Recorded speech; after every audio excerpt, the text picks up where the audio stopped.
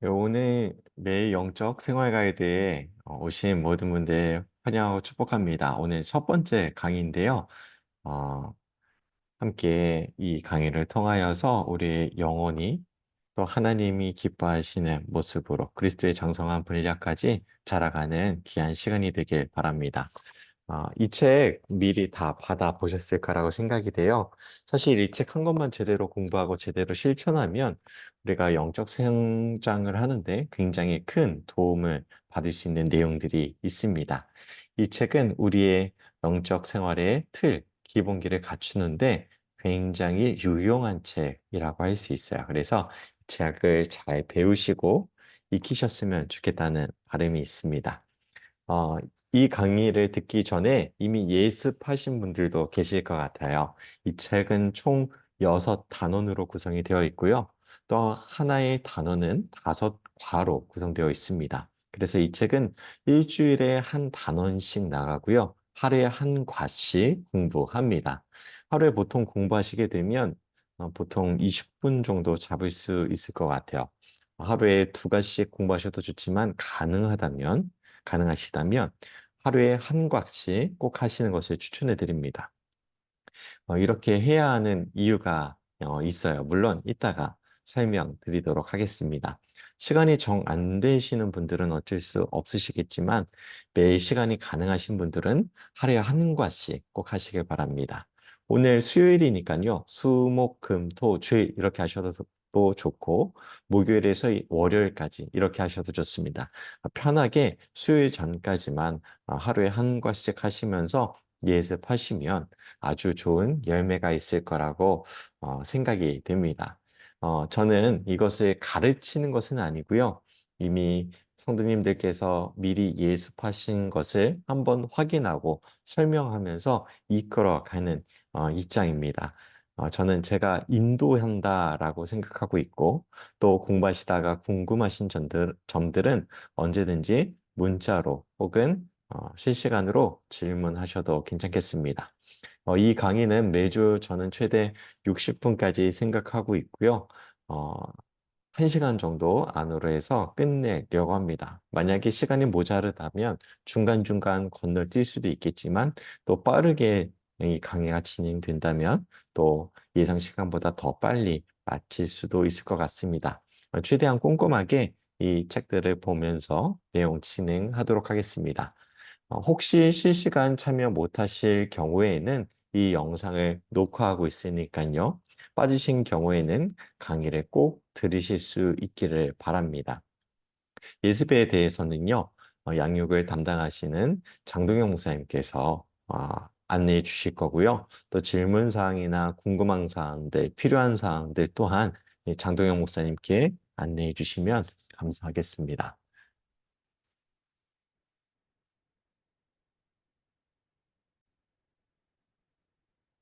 네, 이 책은 6페이지에 보시면 경고로 시작하고 있습니다. 경고 제가 읽도록 하겠습니다. 그리스도인이 된다는 것은 단지 구원받기 위해 그리스도를 믿는다는 것 이상의 깊은 의미를 내포하고 있습니다. 네, 이렇게 기록하고 있는데요. 왜 경고인지 한번 생각해 보셨을까요? 우리는 예수님을 믿으면 구원받았다. 나의 구원은 이미 해결됐다. 다 끝났다라고 생각하는데 이보다 더 중요한 것이 있다는 것입니다. 곧 구원은 시작이다라는 거예요. 구원은 시작이다. 그러므로 내가 예수 그리스도를 믿고 구원받았다라는 것은 내 신앙생활을 이제 시작한 것이지 완성된 게 아니라다라는 뜻인 것입니다. 그래서 이제 4주차에 가게 되면 4단원에 가게 되면 세 가지 구원의 단계라는 게 있어요. 거기에 보면 우리가 처음 예수님을 믿고 의롭다 인정을 받는 첫 번째 단계도 있지만 우리는 그 구원을 의롭다 함에서 끝이는 것이 아니라 그 구원을 완성해 가게 됩니다. 그래서 영적으로 성장해야 한다라는 것이 우리의 의무다. 내가 성장하는 것이 당연한 것이다. 라고 이렇게 생각하셔야 됩니다. 일단 누구든지 새롭게 거듭나고 새롭게 태어난 사람은 반드시 성장해야 한다라는 거예요. 여기 계신 분들 중에서 자녀를 키우시는 분들도 거의 대부분이신데, 우리는 자녀를 키울 때 자녀가 성장할 것을 기대하죠. 아이가 맨 처음에 태어나면 젖을 먹지만 조금씩 조금씩 자라면 이유식을 먹고요. 또 이유식을 먹고 나면 밥을 먹고 하면서 몸도 자라고 지혜도 자라고 키도 자라는 것처럼 우리가 구원을 받아 거듭난 새롭게 태어난 그 순간에 하나님은 우리가 영적으로 성장할 것, 영적으로 자랄 것을 기대하고 계신다라는 것입니다. 그래서 예수님은 우리가 그렇게 성장해 가시는 모습, 성장해 가는 모습을 바라보면서 요한복음 17장에서 기도하신 것이 있어요. 6페이지 맨 밑에 보시면은 어, 기도문이 7페이지까지 길게 나와 있는데요. 거기에 여러분들의 이름을 직접 적으시고 이 강의 마친 후에 꼭 읽어보셨으면 좋겠습니다. 어, 예수님의 이 기도는 성경에 나오는, 복음서에 나오는 주기도문과는 조금 다릅니다. 주기도문은 제자들이 우리 어떻게 기도해야 됩니까? 라는 그 질문에 예수님께서 너네 이렇게 기도하면 돼. 라고 기도의 본을 보여주신 것이라면 요한복음 17장에 나오는 이 굉장히 긴 기도문은 예수님께서 실제로 기도하신 기도문입니다. 그래서 여기에 여러분들의 이름을 넣어보셔서 꼭 기도해 보셨으면 좋겠어요. 조금 길지만 그렇게 읽으시면요. 예수님의 이 기도가 정말 나를 위해 하신 기도다라는 것을 느낄 수 있고요. 또 예수님과의 나의 관계가 이렇게 놀라운 것이구나라는 것을 마음으로 경험해 보실 수 있으실 것 같습니다. 기도문 밑에 단락 7페이지 중간에 보면요. 이렇게 시작하고 있습니다. 제가 책에 있는 문장을 읽어볼게요. 당신은 하나님과 매일 깊은 교제를 나누며 영적으로 더욱 성장하고 기쁨에 넘치는 삶을 살 수 있습니다. 자, 우리가 영적으로 성장할 수 있다라는 거예요. 그런데 이 영적 성장에서 가장 중요한 것은 무엇일까요? 매일 하나님과 깊은 교제를 나누는 것입니다. 매일 하나님과 깊은 교제를 나누는 것, 그 교제를 통하여서 우리가 영적으로 성장한다는 거예요. 하나님과 교제를 나눈다는 것은 뭘까요? 어떻게 하는 걸까요? 예습하신 분들은 먼저 보셨을 겁니다. 우리는 무엇으로 하나님과 교제할까요? 두 가지가 있는데요. 첫 번째는 말씀을 통하여 하나님과 교제를 나눕니다. 말씀을 통해서 하나님과 교제할 수 있는 거예요. 하나님은 이 성경 말씀을 통해서 우리와 대화하시고요. 우리는 그 말씀을 통하여 하나님과 대화할 수 있어요. 또 두 번째로 기도를 통해 하나님과 친밀한 교제를 나눌 수 있습니다. 이것이 영적 성장에 아주 중요한 기초가 되는 것이죠. 말씀과 기도를 통해 하나님과 교제하면서 우리는 영적으로 성장할 수 있는 것입니다. 그 성장할 수 있는 이유가 세 가지가 있는데요. 바로 읽은 그 문장의 다음 부분에 나오고 있습니다. 첫 번째 이유는 하나님께서 그것을 원하시기 때문입니다. 하나님께서 우리 하나님의 자녀인 우리가 성장하기를 원하신다라는 것이죠. 두 번째는요. 예수님이 그것을 가능케 하신다라는 것입니다. 어, 하나 예수님께서 우리가 영적으로 성장할 수 있게끔 도와주신다라는 것이죠. 자, 세 번째, 성령의 능력으로 그렇게 할 수 있도록 하게 해주십니다. 자, 그 일을 할 수 있게끔 성령님께서 우리를 도우신다라는 것이에요. 성부, 성자, 성령을 근거하여 그 이유를 대고 있죠. 여기서 우리가 하나님과 깊은 교제를 통해 성장한다고 했는데, 바로 하나님과 깊은 교제의 시간, 특별히 말씀을 통한 이 교제의 시간을 여기에서는 경건의 시간, 큐티, 콰이어 타임이라고 말하고 있습니다. 이 경건의 시간을 직역하면 조용한 묵상의 시간인데요. 말씀을 읽고 묵상하고 생각하는 것이 하나님과 교제를 맺는 아주 중요한 시간이다라는 것을 말해주고 있어요. 그래서 우리가 그 시간을 정해보자라고 이 책에 나와 있습니다. 밑에 보시면 시간과 장소를 이게 적도로 되어 있어요. 나는 언제 어느 시간에 앞으로 6주 동안 매일 하나님과 교제를 나누겠다라고 적어 보시는 겁니다. 네, 미리 적어보셨겠죠? 저는 매일 오전 6시 제 방으로 정해놨습니다. 혹시 이제 직장에서 2교대나 3교대 하시는 분들은 매일 똑같이 할 수가 없으시죠? 그럴 경우에는 내가 무슨 요일엔 몇 시에 어디서 할지 이렇게 고려하시면서 그 경건의 시간을 적으신 대로 꼭 지켜보시길 바랍니다. 이렇게 정하는 것은요, 우리가 단순히 내가 공부하겠다라는 약속이 아니라 하나님과 만나는 약속입니다. 하나님과의 약속 시간인 것이죠. 그래서 그 시간이 되면 하나님이 우리를 기다리고 계시고요. 또 우리가 그 시간에 성경을 통하여서 하나님과 만나는 것입니다. 자, 그러니까 우리가 하나님과 약속을 했다면 하나님을 바람맞히면 안 되겠죠. 하나님을 바람맞히고서는 좋을 건 없을 것 같아요. 물론 하나님께서는요, 우리를 인내해 주시고 기다려 주시고 또 여전히 사랑하시게 해 주시겠지만 우리가 결단하고 결심함으로써 앞으로 6주 동안 하나님과 교제를 내가 꼭 가져보겠다라고 결심하는 것이 너무나도 중요합니다. 그래서 이 시간 잘 적어 보시고요. 또 장소도 구별하여서 하나님과의 거룩한 교제 시간이 하루하루 이렇게 쌓여서 정말 영적 성장을 이루는 귀한 시간이 되었으면 좋겠습니다. 이제 8페이지에 넘어가 보도록 하겠습니다. 8페이지에 보면요, 손바닥 그림이 있어요. 이 손바닥 그림이 있는데 이 그림은 무조건 외우셔야 됩니다. 처음에는 외우려고 해도 잘 안 되시겠지만 6주가 지나는 동안에는 저절로 외워지게 되실 거예요. 예습해 보셨지만 이 교재에서는 이 손을 계속 생각나게 하거든요. 질문도 하고, 요. 그래서 우리 함께 손바닥을 퍼오면서 함께 해봤으면 좋겠습니다. 오늘은 딱 한 가지만 일단은 기억하시면 돼요. 우리는 오늘 이 손바닥을 기억하시면 됩니다. 이 손바닥에는요, 내재하시는 그리스도, 그리고 그 주님께서 우리의 모든 것을 주관하신다라는 사실을 기억하시면 됩니다. 내주하시는 그리스도, 그분께서 우리의 모든 것을 주관하신다. 이 손바닥이 매일 영적 성장 가이드에서 가장 중요한 기초이고 핵심입니다. 그래서 오늘 이거 한 가지만 꼭 기억하시면 돼요. 우리에게 가장 중요한 것은 이것입니다. 내재하시는 그리스도, 그분이 우리의 모든 것을 주관하신다라는 거예요. 자, 그렇다면 내재하신다라는 것이 무슨 뜻일까요? 이 내재하신다는 것은 주님께서 우리 마음 안에 계신다라는 뜻이에요. 내주하신다와 같은 표현이기도 합니다.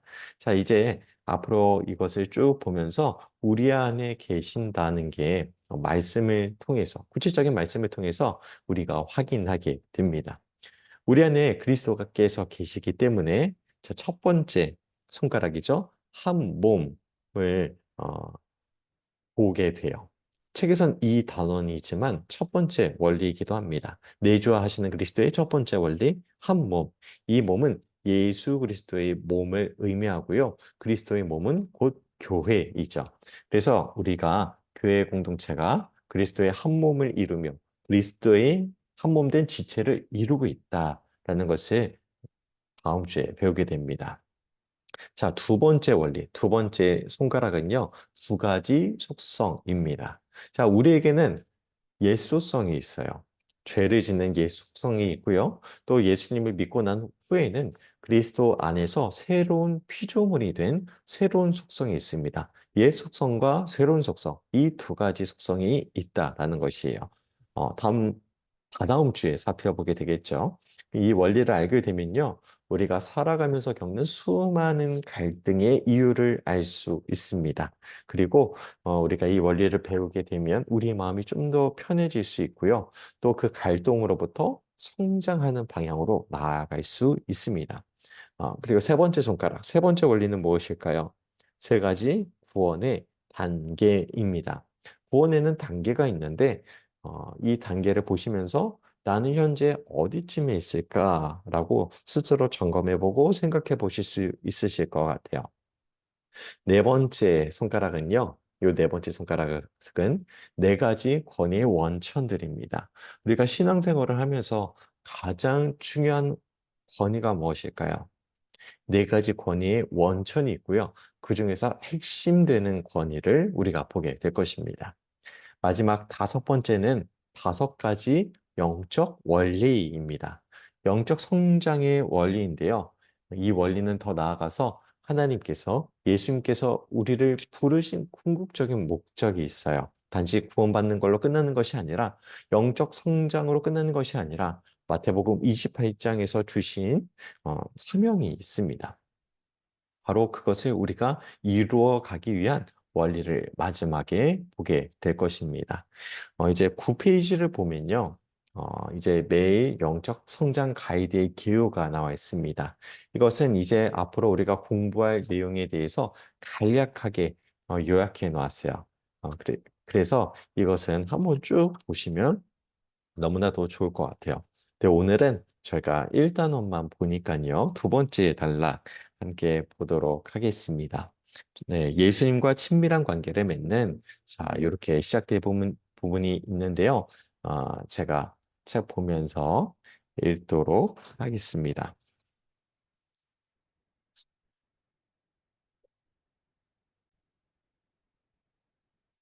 네, 예수님과 친밀한 관계를 맺는 것은 영적 성장의 기초입니다. 라고 나오고 있죠. 그렇죠. 하나님과의 교제가 영적 성장의 기초입니다. 그 기초를 세우고 강화시키는 최선의 방법은 성경 공부와 기도, 그리고 묵상 가운데 주님과 혼자만의 조용한 시간을 보내는 것입니다. 이렇게 말하고 있는데요. 여기서 말하는 이 조용한 시간이 큐티, quiet time입니다. 정한 시간에 하나님과 데이트를 하는 거예요.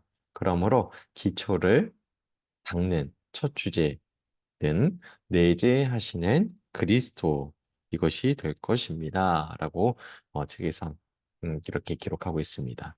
자, 오늘은 여기 이 두 번째 단락만 보시면 될 것 같고요.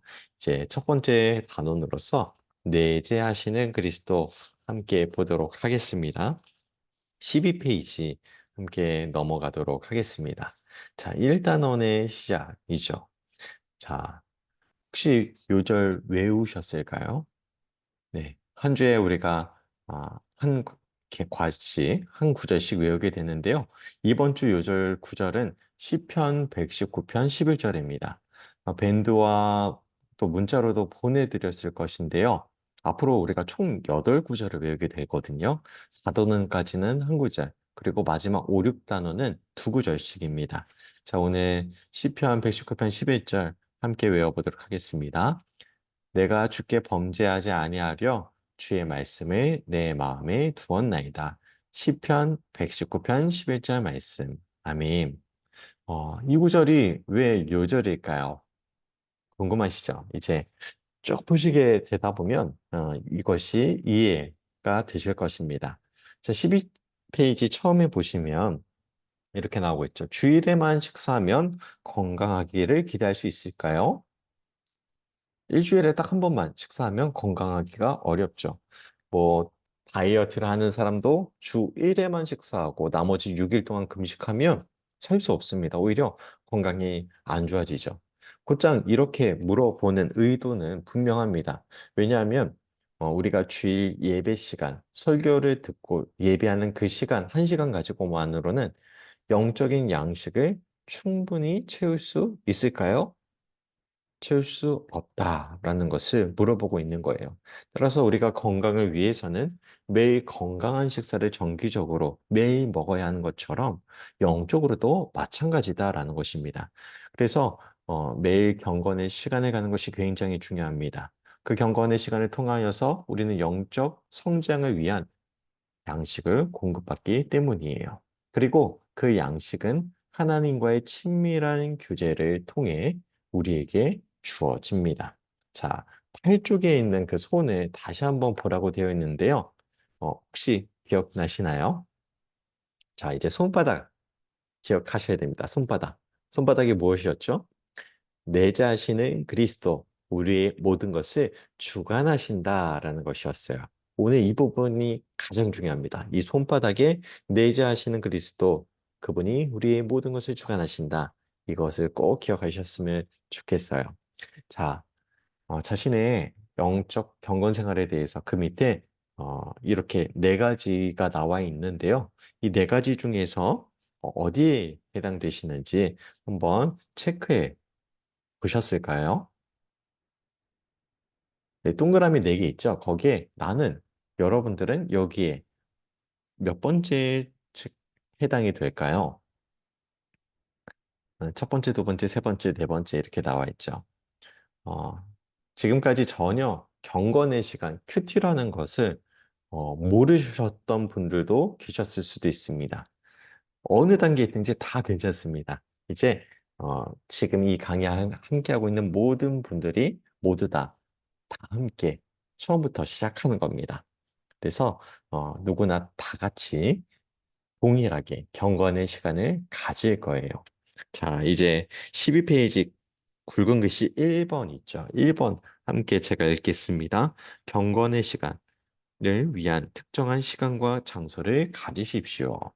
그렇습니다. 우리는 이미 앞에서 다 적어보았죠. 이 시간은 하나님과의 약속 시간, 하나님과의 데이트 시간이다라고 여기시길 바랍니다. 데이트 약속 꼭 지키셔야죠.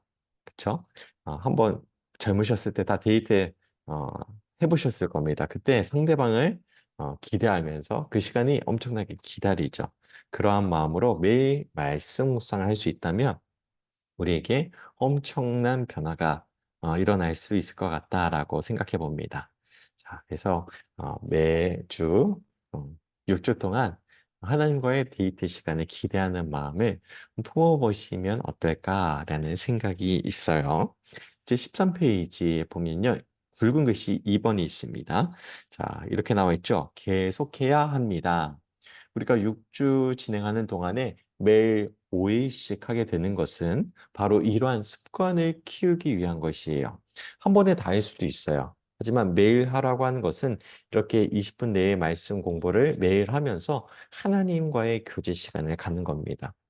6주 하면 아주 약하지만 습관이 형성되는 최소의 시간이긴 해요. 습관이 바뀔 수 있는 우리의 삶의 틀이 바뀔 수 있는 시간이기도 합니다. 이 6주 동안 정말 잘 해 가신다면 좋은 영적인 습관들을 가지실 수 있을 거예요. 그래서 계속해 나가시면 정말 우리에게 놀라운 일들이 일어날 것입니다.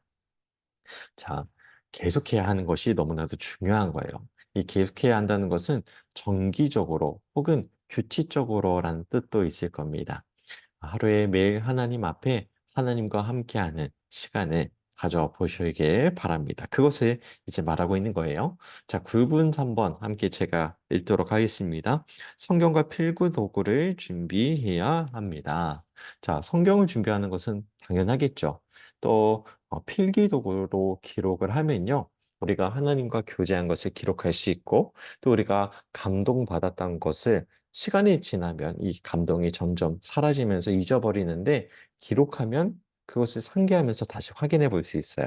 그래서 정말 힘들고 어려울 때 신앙 회복에 도움이 되고요. 또 하루를 살아갈 때 내가 받은 감동이 무엇인가 내 마음에 정확하게 기록하면서 하루를 살아갈 수 있습니다. 그냥 머리로만 생각하고 은혜 받는 것으로 끝나는 것이 아니라 기록한다는 것은 우리에게 정말 유익한 중요한 의미가 있는 것이에요. 노트에 기록하시는 것도 너무나도 좋겠지만 좀 번거로우실 수 있잖아요. 그래서 요즘에 스마트폰에 메모장도 있고 또 카톡을 켜보시면 나에게 톡을 보낼 수 있잖아요. 거기에 내가 감동받은 것 혹은 은혜 받은 짧은 한 구절 문구를 보내시는 것도 좋은 방법입니다. 또 시간이 될 때마다 그것을 보면서 어, 내 상태를 점검해 본다면 너무나도 좋겠죠. 그래서 성경을 준비하고 필기 도구를 준비하라 라고 이 책에서 말해주고 있습니다. 자, 4번 굵은 글씨도 읽어보겠습니다. 경건의 시간을 기도로 시작하십시오. 이거는 너무나도 잘 아시고 잘 하시는 것이라고 생각이 됩니다. 당연히 보기 전에 기도를 시작하죠. 기도하는 것의 핵심은 성령님께서 내게 말씀을 잘 깨달을 수 있도록 조명해 주시기를 기도해야 합니다. 조명이란 단어가 이제 빛을 비춰서 잘 보이게 하는 거예요. 우리 마음은 죄로 어둡거든요.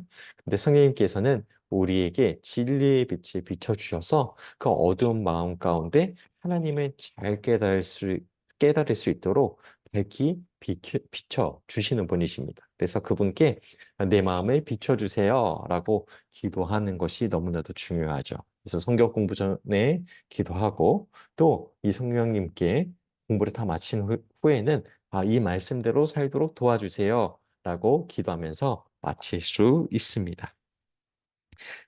이번 이제 5번 함께 보도록 할까요? 주님께서 당신에게 말씀하시도록 기다리십시오. 자, 계속 기다린다라는 것은 아마 그냥 그대로 가만히 있으라는 뜻은 아니고요. 하나님께서 말씀하시기를 기대하며 귀를 기울인다라는 뜻입니다. 사실 이 시간은 우리가 묵상하는 시간입니다. 그냥 가만히 기다리는 게 아니라 말씀을 생각하고 또 기도하는 시간인 거예요. 묵상을 하면서 이 말씀은 무슨 의미일까? 내게 주신 것이 내게 주시고자 하는 말씀이 무엇일까? 말씀 앞에서 하나님의 뜻을 찾는 것입니다. 혹시 직접 하는 것이 여의치 않고 힘드신 분들은 담임 목사님께서 매일 올리시는 유튜브에 나오는 영혼의 샘물을 들으시는 것도 좋을 것 같습니다. 어쨌든 최소한 그렇게 함을 통해서 하나님과 말씀으로 교제하게 되는 것이죠. 그때도 영상만 보고 끝내시는 것이 아니라 이 말씀을 통하여서 오늘 하나님이 나에게 무슨 말씀을 하시고자 하는 걸까? 라고 기다리는 마음으로 듣는 게 굉장히 중요합니다. 그렇게 하면서 우리에게 기다린 마음이 있을 때 우리 마음 가운데 다가오는 감동적인 말씀, 은혜의 말씀을 어, 찾을 수 있게 돼요. 이제 14페이지에 넘어가서 6번 함께 읽어보도록 하겠습니다. 그날 해야 할 확실한 계획들을 세우고 경건의 시간을 마치십시오. 자, 그날 해야 할 확실한 계획을 세운다. 이것은 예전에 우리가 묵상을 할 때, 적용이란 말을 많이 사용했었어요. 묵상에는 크게 세 단계가 있습니다. 첫 번째는 관찰, 두 번째는 해석, 세 번째는 적용인데요. 오늘 6번에서 말하고 있는 그것이 바로 적용을 의미하고 있는 것입니다. 내게 주신 이 말씀에 내가 오늘 어떻게 살아야 될까? 이것을 생각해 보고 실천해 보는 거예요. 우리에겐 물론 하루 일과가 다 짜여 있습니다. 그 일과를 따라 살아가기도 하지만 동시에 우리에게 주신 하나님의 말씀, 은혜의 말씀을 가지고 그 말씀을 하루 동안 실천하며 살아갈 계획들을 세워야 한다라는 것이에요. 그래서 이러한 계획들을 세우려면 굉장히 구체적이어야겠죠. 자, 이제 7번 함께 읽어볼까요? 기도하십시오. 자, 기도로 시작하고 기도로 마치는 것입니다. 앞에서 언급드린 것처럼 이 부분들은 너무나도 잘 하실 거라고 생각됩니다. 우리 교회 새벽 예배도 실은 이 순서대로 되어 있어요. 찬송하고 기도를 시작하고 말씀에 있는 묵상하는 시간이 있고요. 또 기다리는 시간이 있고요. 말씀이 끝나면 말씀 기도가 있습니다. 이 말씀 기도는 들은 말씀, 주신 말씀을 가지고 함께 기도하자는 거예요.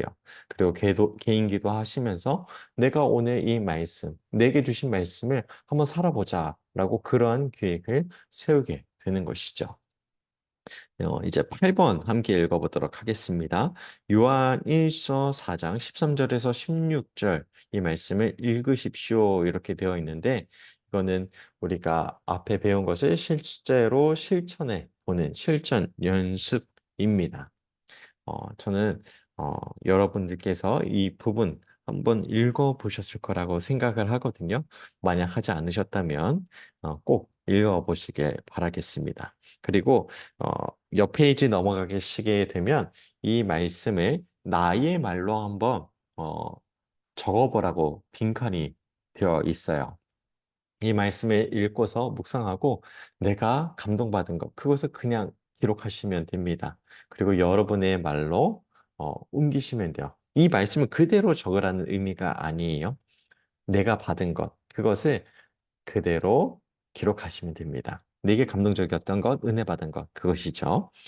그리고 15페이지 중간에 가서 보면 성경 구절을 묵상하는 또 하나의 방법은 그 구절의 내용에 관해 자신에게 질문해 보는 것이다라고 문장이 나와 있습니다. 우리가 말씀을 가지고 질문을 하면요. 성경이 우리에게도 답을 줍니다. 물론 100% 답을 다 주진 않을 수 있어요. 그 답이 한 달 후에 올 수도 있고요. 1년 후에 올 수도 있습니다. 하지만 성경은 우리와 대화를 합니다. 살아있는 말씀이기 때문이에요. 그래서 성경 묵상을 할 때 내가 어떤 질문을 던지느냐에 따라서 내가 받은 은혜와 감동이 깊어지고요. 또 그 깊이가 달라질 수 있습니다. 그래서 우리가 질문하는 것이 너무나도 중요한 거예요. 내가 어떻게 질문해야 할지 모르시는 분들은, 처음 하시는 분들은 육하 원칙을 따라 질문해 보셔도 좋습니다. 말씀을 읽으면서 누가, 언제, 어디서, 무엇을, 어떻게, 왜, 이것을 가지고 질문해 보실 수도 있는데요. 이 책에서는요, 네 가지 질문을 제안하고 있습니다. 15페이지에서부터 16페이지에 있는데, 여기서 있는 네 가지 질문은 검정색 네모로 되어 있는 부분이 네 가지 질문인 거예요. 자, 첫 번째죠. 나의 믿음과 나의 감정과 나의 행실에 영향을 줄 어떤 진리가 존재하는가? 흔히 우리가 메시지라고 하죠. 하나님의 음성이라고도 하는데 내게 주시는 진리의 말씀이 무엇인가 한번 물어보라는 거예요. 내 믿음에 대해서, 내 삶에 대해서, 내 행동에 대해서, 내 감정에 대해서, 내 지금 상황에 대해서 어떠한 진리가 있는가 물어보는 것이죠. 자, 그리고 16페이지에 넘어가시면 두 번째 진리가 있습니다. 내가 따라야 하거나 혹은 피해야 할 어떤 본보기가 있는가? 특별히 성경 말씀을 읽다 보면요. 등장 인물이 있을 때, 음, 이것은 굉장히 유용한 질문이 됩니다. 우리가 성경 인물들을 보면 본이 되는 모습도 있어요. 때론 부정적으로 행동한 것도 있을 수 있죠. 그럴 때는 우리가 반대로, 거꾸로 그것을 반면교사 삼아서 보는 것입니다. 내가 피해야 할 행동은 어떤 것일까? 성경 인물들을 보면서 내게 질문해 보는 것이죠. 자, 세 번째 질문은 무엇입니까? 복종해야 할 어떤 명령이 있는가? 하나님께서는요, 구체적으로 어떤 명령을 주실 때가 있어요. 그리고 성경 자체가 굉장히 많은 명령형으로 되어 있죠. 그래서 이것은 우리가 말씀을 읽다 보면 매우 찾기가 쉽습니다. 자, 네 번째 질문. 구에서 얻어야 할 어떤 약속이 있습니까? 라고 묻고 있어요. 오늘 말씀을 통해 하나님께서 나에게 주시는 약속이 있을까? 한번 물어보는 거예요. 요한일서 4장 13절에서 16절 밑에 단락에 나오고 있죠. 자, 그 말씀을 읽고 여러분들의 답을 적으셨을 것 같습니다. 한번 적어보셨죠? 여러분들이 적으신 그것이 바로 정답입니다. 이제 그런 방식으로 한번 해보자라는 거예요. 앞으로 우리가 매 이렇게 공부하면서 매 과마다 보라고 지시하는 성경 구절이 있습니다. 그 구절을 보시면서 단지 답만 적으려고 하지 마시고 이러한 질문들을 계속 던져보시는 겁니다. 네 개 질문, 여기 책에 나온 대로 던져보는 거예요. 내게 주시는 약속이 있는가? 내가 따라야 할 혹은 피해야 할 본이 있는가? 내가 순종해야 될 명령이 있는가? 내가 얻어내야 할 구체적인 약속이 있는가? 이 책을 보면서 이 질문을 계속 앞을 펴보시면서 질문해 보는 겁니다. 이 질문들은 보통 경건의 시간을 가지시면서 물어보시는 것이고요. 또 경건의 시간은 앞에서 본 것처럼 기도로 시작해서 기도로 끝나는 과정을 그대로 따라 하시면 되겠습니다. 혹시 일과하시면서 궁금하신 게 있다면 언제든지 저나 장동혁 목사님께 말씀해 주시면 감사하겠습니다. 네, 이제 2과로 넘어가도록 하겠습니다. 2과 제목은 무엇일까요? 그리스도인으로서 성장하기 위해 성경을 어떻게 사용하는가입니다. 성경을 어떻게 사용하는가? 이것에 관해서 비운다라는 거예요. 지금 계속해서 성경을 중점으로 얘기하고 있죠. 왜 그럴까요? 영적 성장의 핵심은 하나님과 교제를 나누는 것인데 그 교제라는 최선의 방법이 말씀을 통해서 혹은 말씀을 매개로 하나님과 교제하는 것이기 때문입니다. 그래서 성경을 계속 보고 있는 것이죠. 자, 18페이지 제가 읽도록 하겠습니다.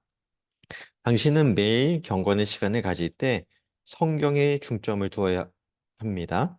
하나님의 말씀을 읽고 묵상하는 가운데 내재하시는 그리스도께서 당신의 마음에 말씀하실 것입니다. 이 교재를 공부해 나가는 동안 언제나 매일매일 과제를 시작할 때에 주어진 구절을 읽으십시오. 그런 다음에는 전날 공부한 질문을 통해서 그 구절들을 묵상하십시오. 라고 나와 있습니다. 자, 예습하시면서 그렇게 하셨을 것이라고 생각합니다. 자, 네 가지 질문 기억하셔야 되죠. 진리는 무엇인가? 본보기는 무엇인가? 순종해야 될 명령은 무엇인가? 얻어야 할 약속은 무엇인가? 자, 그것을 가지고 본문을 읽는 겁니다. 또 이어서 제가 그 다음 문장도 읽어보겠습니다. 좋은 주석 성경을 가지고 계십니까? 만약 없다면 좋은 것으로 한 권 장만하십시오.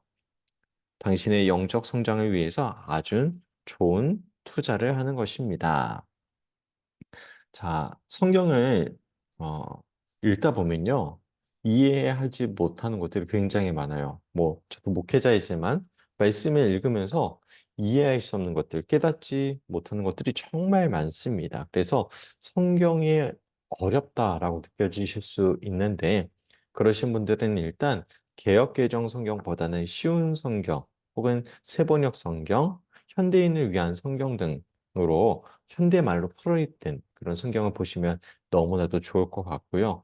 일단은 이 책에서는 주석을 이야기하고 있습니다. 어, 성경은 왜 이해하기 어려울까요? 성경이 기록된 것은 언제부터일까요? 창세기 1장 1절부터 기록되진 않았을 겁니다. 문자로 기록되고 남겨지기 시작하면서 아마도 성경이 이렇게 문자로 모아지기 시작하고 기록되기 시작한 것은 예수님 오시기 전, 한 1000년 전이 아닐까라고 생각이 됩니다. 예수님 오시기 1000년 전. 그때가 딱 다윗 시대이거든요. 그래서 그 전 시대에는 계속 내려오던 조각 글들이 있었고, 그것보다 더 중요했던 것이 있었는데, 바로 구전전승이라는 것이었어요. 입에서 입으로 전해진 이야기를 듣고 그걸 다 외우는 겁니다. 그래서 그 입으로 말해주고 입으로 그것을 따라하면서 다음 세대에게 전해주는 것이죠. 옛날에는 이 글이라는 것, 종이라는 것 자체가 기록 자체가 어려웠기 때문에 이렇게 구전전승이 참 많았어요. 기억력들이 정말 대단했던 것이죠. 이 기억력을 글로 남긴 것이 성경이라고 할 수 있어요. 어쨌든 이 성경은 적어도 우리가 볼 때는 지금부터 적어도 3, 4천 년 전부터 기록되기 시작한 거고요. 또 지역적으로도 팔레스타인 지역 중심으로 또 아브라함부터 본다면 저기 이라크 지역부터 시작이 됐어요. 그래서 우리가 사는 곳과는 시대적으로, 환경적으로, 언어적으로, 문화적으로도 다 다르기 때문에 다 다르죠. 구약은 히브리어로 또 신약은 그리스어로 되어 있습니다. 또 성경의 일부는 아람어로 되어 있어요. 이렇게 번역되고 번역되어서 우리에게 들어온 것이기 때문에 우리가 한글을 읽고 쓰고 한국이라는 이 문화 안에서 어, 저 멀리 있는 다른 나라에 또 굉장히 오래전에 기록된 이 구약과 신약을 이해한다는 것은요, 어려울 수밖에 없습니다.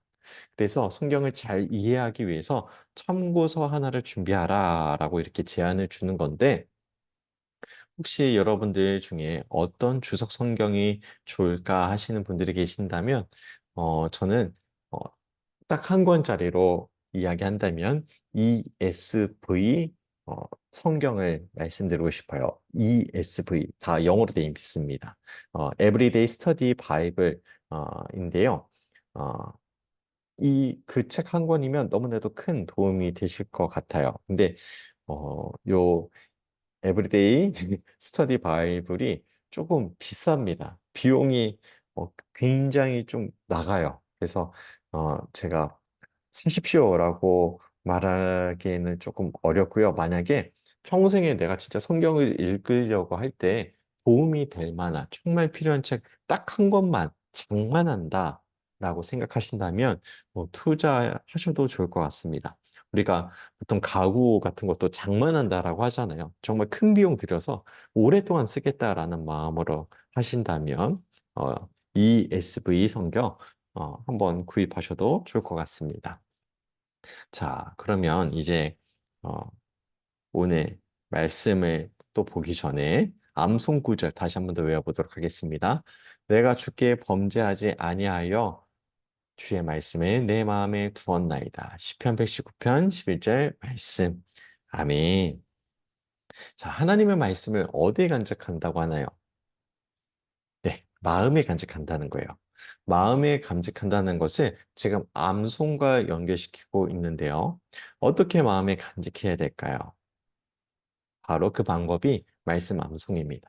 암송을 하면요, 이 말씀이 우리 안에 남아 있어요. 그래서 이 암송이 굉장히 중요합니다. 암송은 뭐 머리 좋은 사람들, 특별한 사람들만 하는 게 아니고요.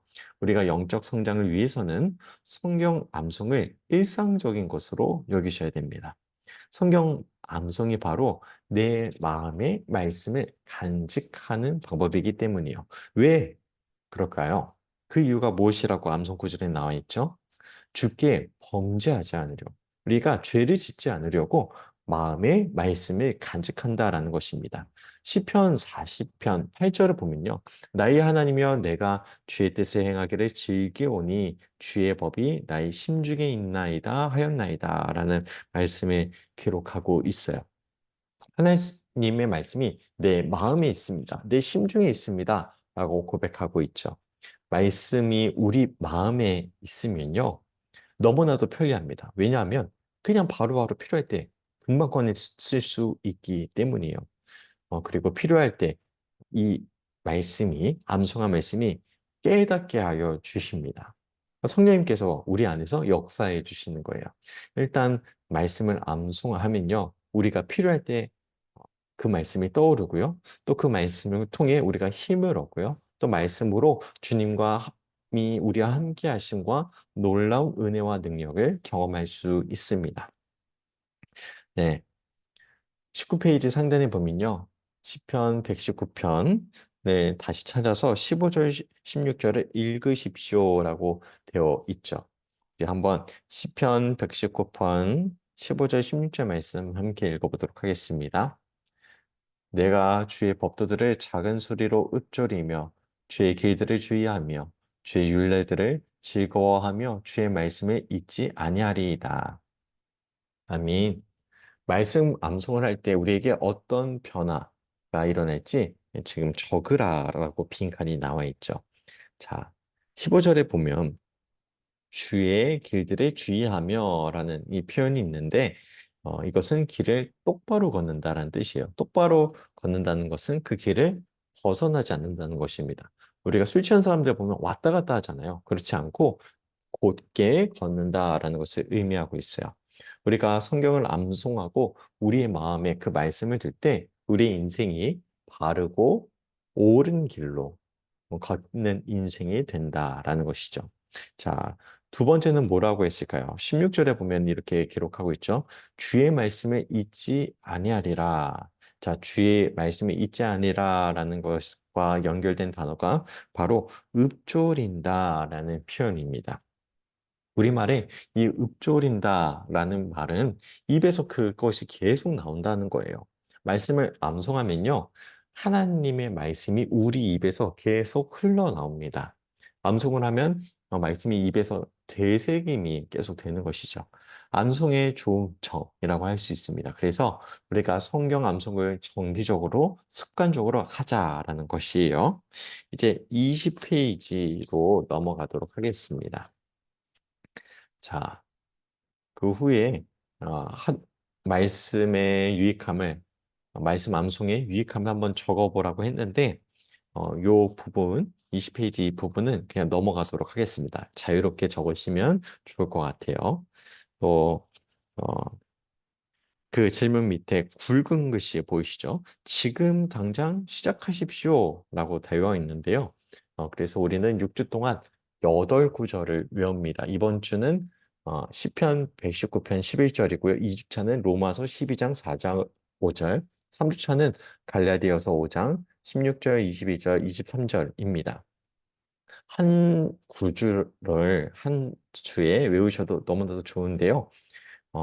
대신 매주 새로운 것을 외우실 때는요, 이전 주에 외우신 것을 복습하셔야 됩니다. 복습하지 않으면요, 그냥 잊어버려요. 새로운 것을 외울 때마다 계속 누적누적 하시면서 복습하시길 바랍니다. 그러면 어느 순간 이렇게 누적을 되다 보면 그 말씀, 먼저 외웠던 말씀이 우리 머리에, 우리 입에 완전히 각인이 되거든요. 그래서 그냥 저절로 나오게 됩니다. 그래서 정말 읊조린다라는 것을 경험하실 수 있어요. 자, 이제 승과로 넘어가 보도록 하겠습니다. 22페이지죠. 자, 3과는 제목이 이렇게 되어 있죠. 기도는 어떻게 하는가? 자, 이 제목처럼 기도에 관해서 다룹니다.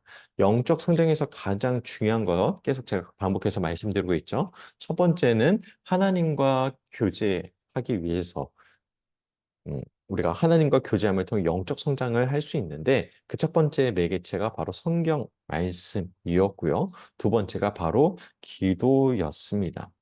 우리는 말씀을 통해서 매일 하나님과 교제하는 묵상의 시간을 어, 가질 수 있어야 돼요. 만약에 묵상하는 것이 어렵다면 우리 교회에서 새벽마다 보고 있는 매일 성경에 있는 통독표를 따라 실천해 보셔도 좋습니다. 우리가 통독을 한다는 것은 한 번 읽고 끝내는 것이 아니라 아까 본 네 가지 질문 있죠. 이것이 진리인지 순종해야 될 명령인지 따라야 본이 있는지 얻어야 약속이 있는지 이런 것들을 생각하시면서 통독하셔도 좋습니다. 그리고 이 통독이 끝나면 그중에서 네 개 떠오르고 네 개 남는 말씀을 메모해 주셔도 될 것 같아요. 어쨌든 매일 말씀을 통해 하나님과 교제하는 것이 중요하다라는 것입니다. 자, 두 번째는 기도입니다. 기도. 말씀과 기도로 하나님과 교제하기 때문입니다. 자, 기도는 무엇일까요? 기도하면 부담을 가지실 수도 있는데요. 기도는 아주 쉽게 좀 생각하시면 좋을 것 같아요. 우리가 교제에서 친구 이야기를 지금 하고 있거든요. 우리가 가장 친한 친구와 대화를 하면 어떠신가요? 굉장히 편하고 즐겁죠. 뭐 특별히 준비할 것도 없고요. 부담될 것도 없습니다. 하나님과의 기도를 지금 그렇게 생각해 보라는 거예요. 부담스러워하지 말고 친구와 대화하듯 하나님과 편하게 대화하자라는 것입니다. 어떻게 대화합니까? 내 마음을 하나님께 열고 또 하나님께 그 마음을 털어놓는 거예요. 우리가 그렇게 하나님께 우리의 마음을 털어놓을 때 하나님께서는 우리에게 다가오셔서 말씀하세요. 그리고 성경을 통해서 말씀해 주시기도 하고요. 때론 우리 머리에 놀라운 생각을 주시기도 하고요. 또 누군가의 입술을 통해서 우리에게 답을 주시기도 합니다. 그래서 이 기도가 너무나도 중요해요. 즉각적인 해답이 오지 않을 수는 있어요. 하지만 우리가 기도하다 보면 정말 하나님의 찾아오심과 말 걸어오심을 경험할 수 있습니다. 어, 기도할 때 중요한 포인트는 무엇이냐면요. 진실하게 털어놓는 것입니다. 진실. 진실이 어떤 것인지 아시죠? 있는 모습 그대로 가식 없이 하나님께 속마음을 다 털어놓는 거예요. 하나님께서는요, 우리의 속마음을 우리보다도 더 잘 알고 계세요. 이미 다 알고 계세요. 그런데 그럼에도 불구하고 하나님은 우리가 진실된 마음으로 털어놓기 원하십니다. 그래서 기도하실 때 어떤 말을 많이 하는 것보다 하나님께 내 마음 그대로, 내가 있는 모습 그대로, 아프면 아픈 대로, 상처면 상처받은 그 모습 그대로, 힘들면 힘든 모습 그대로 털어놓으실 수 있기를 바랍니다. 이게 너무나도 중요해요. 예수님의 제자들은 예수님을 보면서 이분은 정말 기도하시는 분이다라는 것을 느꼈어요. 그래서 제자들은 예수님께 무엇을 요청합니까? 우리에게 기도 좀 가르쳐 주세요라고 요청해요. 자, 예수님께 요청할 것이 기도만 있었을까요? 정말 많았을 거 아니에요. 그런데 제자들은 기도를 가르쳐 달라고 합니다. 자, 이것은 예수님께서 놀라운 기도의 주님이셨음을 보여주고 있어요. 제자들은 예수님을 볼 때마다 주님께서 기도하시는 것을 봤더니 나도 저렇게 기도하고 싶어 라는 마음이 일어났던 것이죠. 그래서 가르쳐 주신 것이 바로 주님의 기도, 주기도문입니다.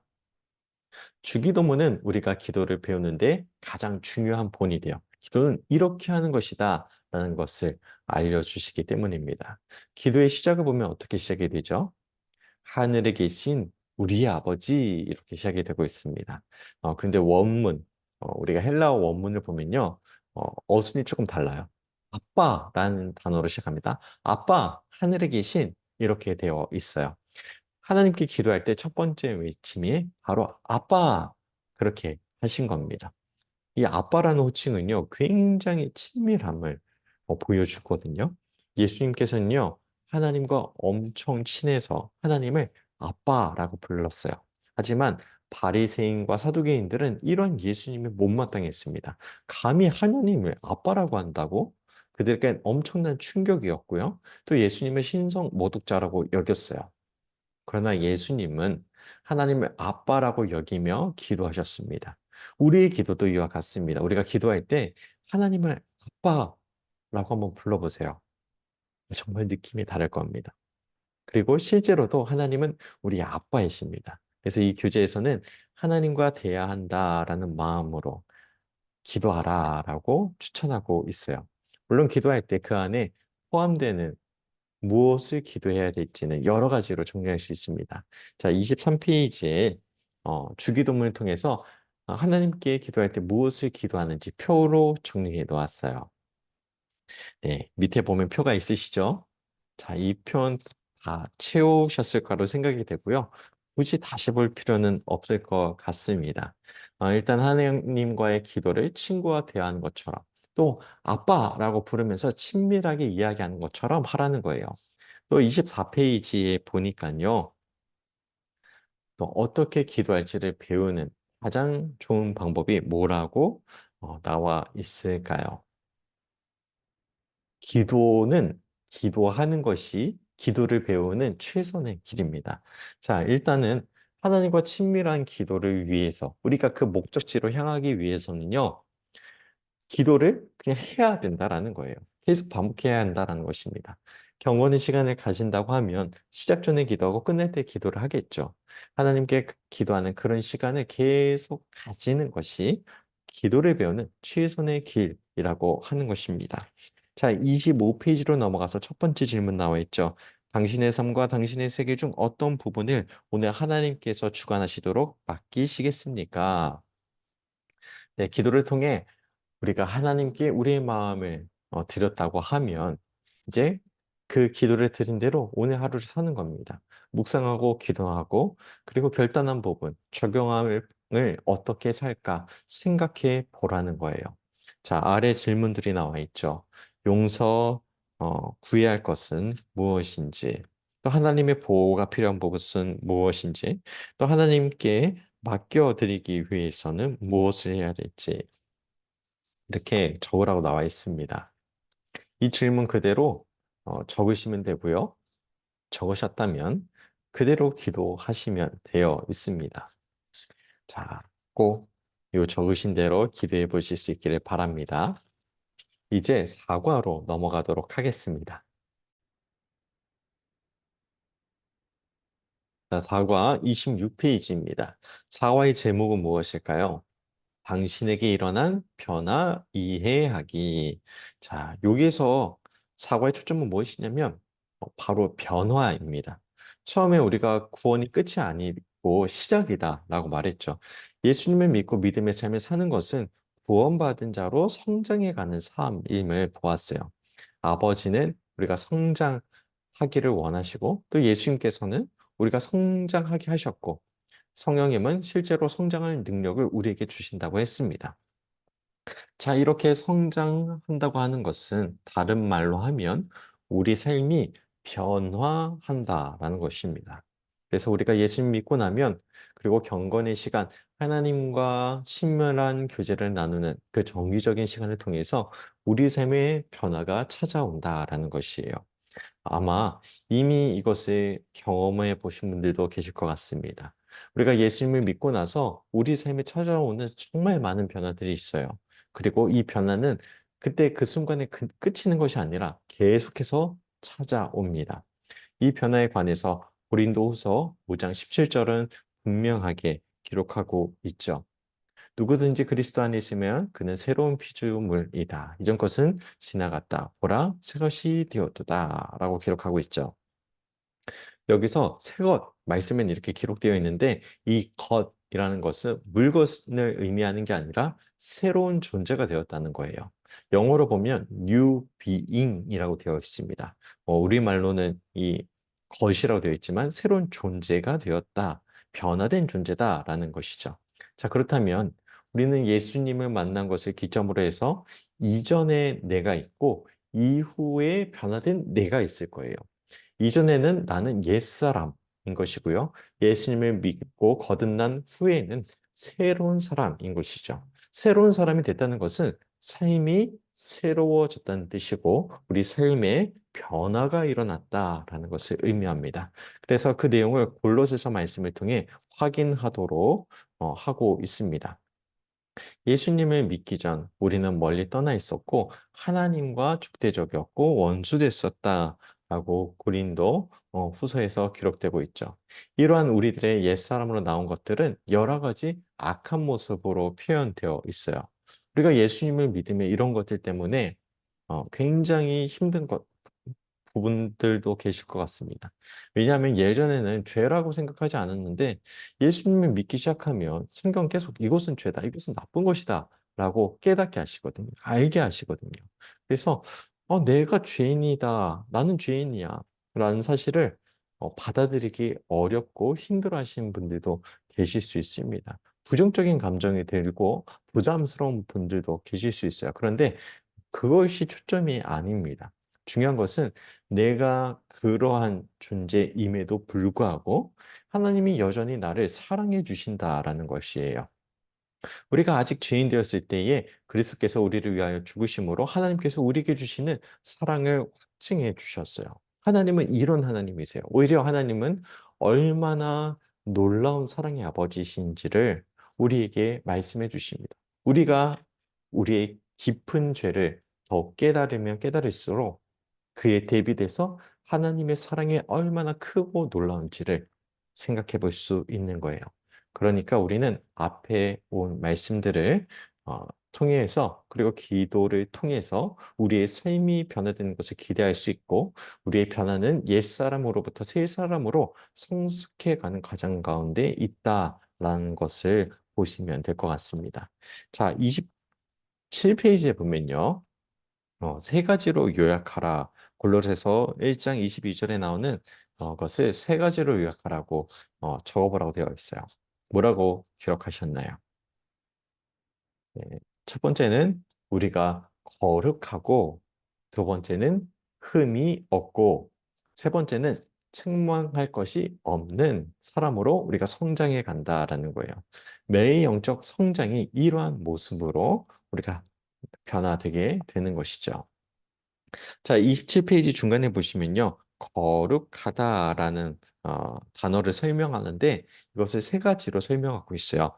책 중간에 조금 더 내려오시면 첫째, 둘째, 셋째가 있거든요. 자, 첫 번째는 하나님이 계시는 곳이나 하나님과 관계된 또는 하나님을 가리킬 때 사용되는 의미고요. 두 번째는 하나님께 속한 사람들의 순수함과 경건함을 말합니다. 세 번째는 하나님의 임재로 인해 구별되어진 장소나 물건 또는 사람들을 묘사할 때 쓰인다라고 되어 있습니다. 거룩하다는 것의 가장 기본적인 의미는 구별되었다라는 뜻입니다. 우리는 성도라고 부르죠. 이번 주 주일 말씀도 성도에 관한 말씀이었죠. 성도는 거룩한 무리라는 뜻입니다. 놀랍게도 복수형을 사용하고 있어요. 그럼에도 불구하고 우리는 아무개 성도님 이렇게 부르죠. 문법적으로는 사실 안 맞는 겁니다. 복수형이기 때문에 그래요. 그런데 누군가를 그렇게 우리는 복수형으로 불러요.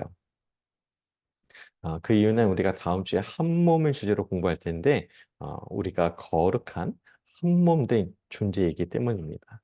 자, 이 거룩하다는 것은 구별되었다는 거예요. 그렇다면 구별을 무엇으로부터 된 걸까요? 옛사람, 세상과 구별된 존재인 거예요. 하나님은 이 세상 무엇과도 비교할 수 없는 분이시기 때문에 거룩하십니다. 하나님은 비교 대상이 없으시죠. 자, 교회에서 사용하는 이 도구들을 우리는 성구라고도 합니다. 그리고 성가대, 성찬, 이렇게 성자를 붙은 것은 하나님을 위해서 하나님 안에서 하나님과 관계된 것으로 구별되었다라는 것을 의미해요. 우리 존재가 그렇게 구별되었다는 것입니다. 그렇게 변화되어 가는 존재다라는 것을 의미하는 것이죠. 이제 28페이지로 넘어가도록 하겠습니다. 28페이지를 넘어가시면 그리스도인이 되면서 변화된 자신의 모습을 기록하라라고 책에 나와 있습니다. 그리고 골로새서 1장 27절을 보라고 되어 있죠. 자, 이 말씀 끝부분에 누가 우리에게 변화를 주시는지가 적혀 있습니다. 이 구절에 의하면 그리스도는 어디에 계실까요? 골로새서 1장 27절인데요. 제가 읽도록 하겠습니다. 하나님이 그들로 하여금 이 비밀의 영광이 이방인 가운데 얼마나 풍성한지를 알게 하려 하심이라. 이 비밀은 너희 안에 계신 그리스도시니 곧 영광의 소망이니라. 우리가 지닌 영광의 비밀은 그리스도 안에 계신 예수 그리스도입니다. 자, 1단원의 핵심이 뭐라고 했죠? 내재하시는 그리스도라고 했습니다. 내재하시는 그리스도를 얘기하는데 하나님과의 교제로 시작을 했어요. 그리고 이 교제를 위해선 말씀과 기도를 받고요. 그리고 그 말씀과 기도를 통하여 변화된 모습을 보고 있는데 지금은 내재하시는 그리스도, 그 하나님과 교제할 때 어디서 만나는가 하면 내 안에 계신 내 안에 계신 그분과 내가 만나는 거예요. 내가 말씀을 묵상하고 기도할 때 사실은 우리 안에 계신 그리스도와 교제하고 있는 것입니다. 내 안에 계신 그리스도는 하나님께서 친히 영으로 우리 안에 존재하고 계심을 의미하는 거예요. 이것이 우리 영적 성장의 가장 기본이 됩니다. 내재하시는 그리스도는 우리의 모든 시간, 모든 자리에 언제나 함께 하세요. 예배할 때, 밥 먹을 때, 일할 때, 쉴 때, 놀 때 언제든 함께 하시고요. 또 어디서나 우리와 동행하십니다. 그렇기 때문에 우리 안에 계신 주님과 계속해서 우리는 교제할 수 있는 거예요. 그렇게 교제를 나눌 때 우리는 성장해 가는데 그 교제를 나누게 하는 매개체가 말씀과 기도인 것입니다. 그래서 이 내재하시는 그리스도는 사실 우리 안에 계신 하나님이시고 우리가 이 하나님을 인정하고 인식하고 그 하나님께 함께하는 삶을 통하여서 우리의 영적 성장이 이루어진다라는 거예요. 그래서 내재하시는 그리스도가 가장 기본이 되는 이유가 여기에 있는 것입니다. 28페이지 이제 중간에 보시면 어, 빈칸이 있어요. 이 빈칸은 우리가 3단원에 보게 될 것입니다. 마지막 단락, 옛 행실은 변화되기 쉽지 않습니다. 라고 기록하고 있죠. 그리고 당신은 그리스도인으로 거듭난 후 버려야 한다는 생각되는 옛 습관이나 생각, 감정 등이 자꾸 되살아나기 때문에 아직도 갈등을 겪고 있을지도 모릅니다. 이렇게 기록되고 있어요. 자, 우리가 3단원에서 두 가지 속성을 보게 됩니다. 그래서 이것은 굉장히 영적 성장의 자연스러운 일임을 보게 될 것이고요. 또 우리가 영적으로 성장하는데 이것은 방해 요소가 아니라 사실은 우리가 더 영적 성장을 향해 갈망하고 나아갈 수 있다라는 그런 격려의 말씀을 보게 될 것입니다. 자, 이것은 3단원에서 다시 볼게요. 그 29페이지 보시면은 밑에 한번 적어 보셨을까요? 나는 나의 삶 가운데 이렇게 시작된 부분이 있죠. 자, 여기 어, 중간 부분, 거의 중간 부분인데요. 나는 나의 삶 가운데 이제 여기 제가 읽어보도록 하겠습니다. 나는 나의 삶 가운데 아직도 버리지 못하고 갈등하고 있는 옛 행실에 대해 승리할 수 있는 힘을 그리스도께서 주실 것을 믿습니다. 그리고 그 주시는 능력을 잘 사용하기 위해 지금까지는 한 번도 사용해 본 적 없는 다음과 같은 일들을 새로이 시작하겠습니다. 라고 나와 있어요. 거의 다 적어 보셨죠?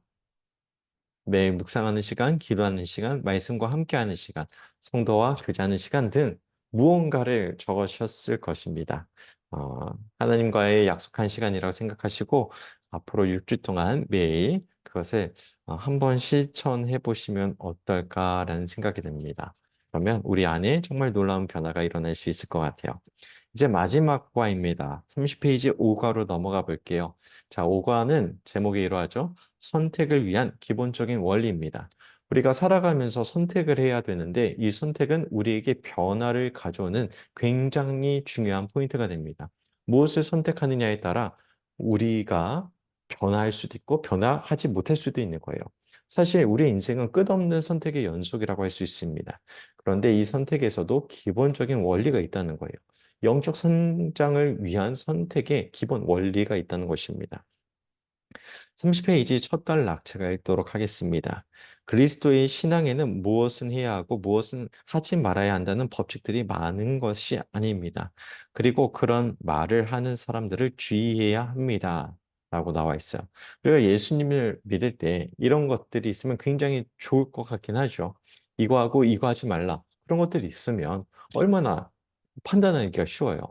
우리는 구체적인 지침을 원하지만 실은 이런 구체적인 지침을 주진 않습니다. 그리고 갖는 것 또한 쉽지 않죠.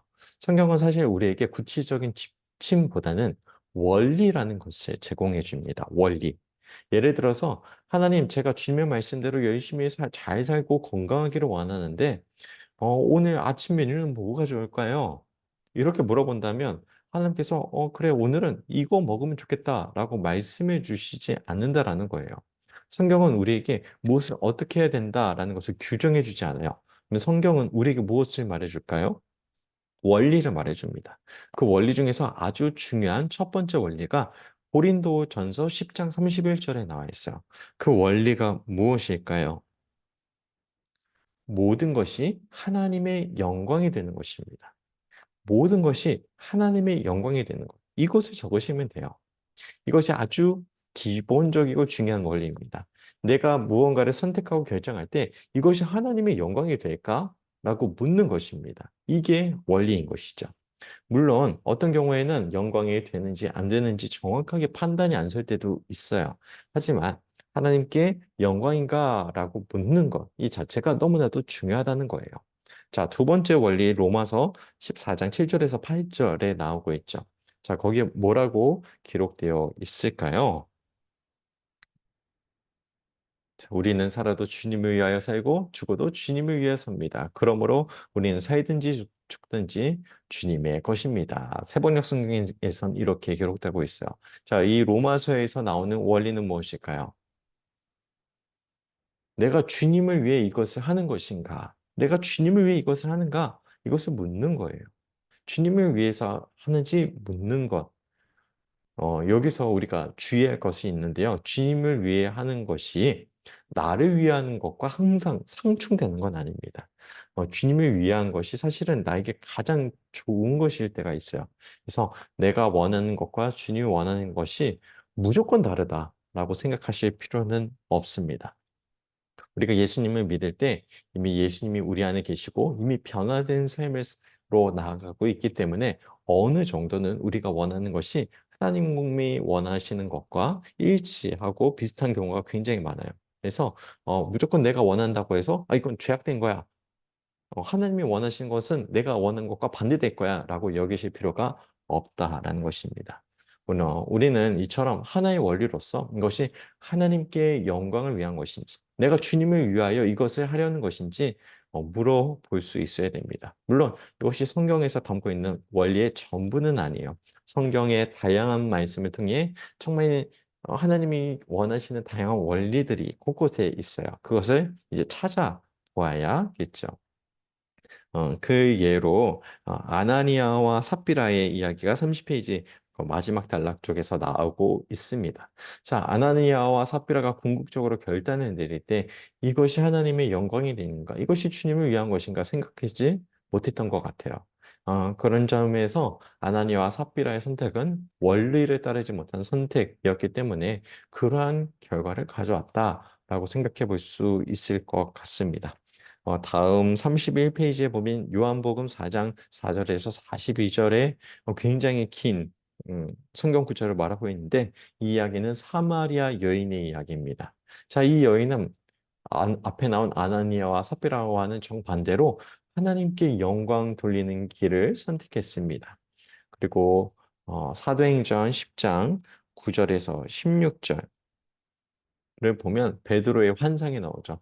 베드로가 환상 중에 부정한 동물을 잡아먹으라라는 명령이 나왔을 때 주저합니다. 오히려 거절하려고 하죠.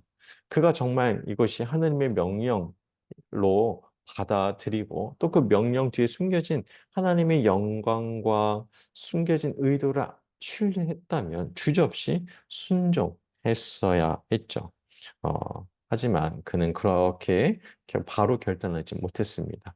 이것은 결국 내재하시는 그리스도, 우리 안에 계신 그리스도께서 우리에게 다양하게 말씀하신다라는 사실을 보여줍니다. 가장 중요하게 말씀하시는 방법은 우리의 생각을 통해서 말씀하십니다.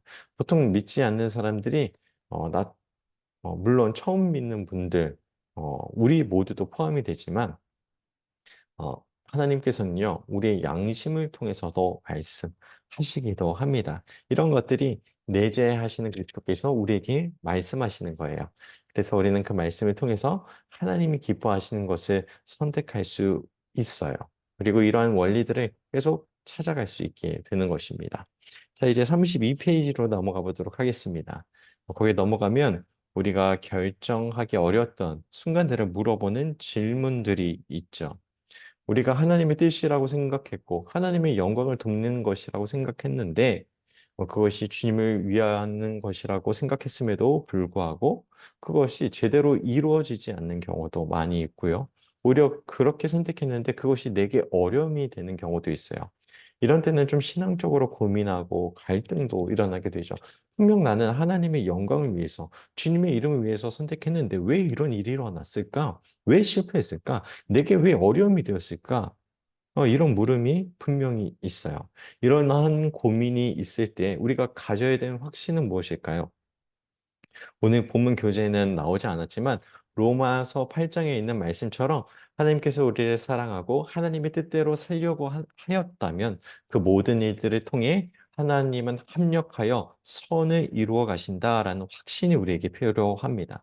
하나님께서 우리를 사랑하시기 때문에 그 원리를 따라서 우리가 하나님을 사랑하기 때문에 그 원리대로 살기로 결정했다면, 그렇게 선택했다고 한다면, 설령 그것이 잘못된 일로 흘러가더라도 그 잘못된 일을 통하여서도 하나님께서 선을 이루신다라는 확신입니다.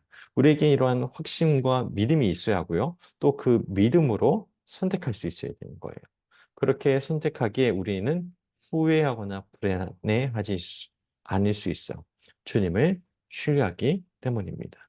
이제 마지막으로 오늘 암송 구절 다시 한 번 더 외워보도록 하겠습니다. 내가 주께 범죄하지 아니하려 주의 말씀을 내 마음에 두었나이다. 시편 119편 11절 말씀. 아멘. 자, 오늘 우리는 넷째 하시는 그리스도를 어, 배웠습니다. 내재하시는 그리스도의 그 음성대로 따라 살 때 우리는 성장하고 변화될 것입니다. 오늘 강의 내용이 좀 많았는데요.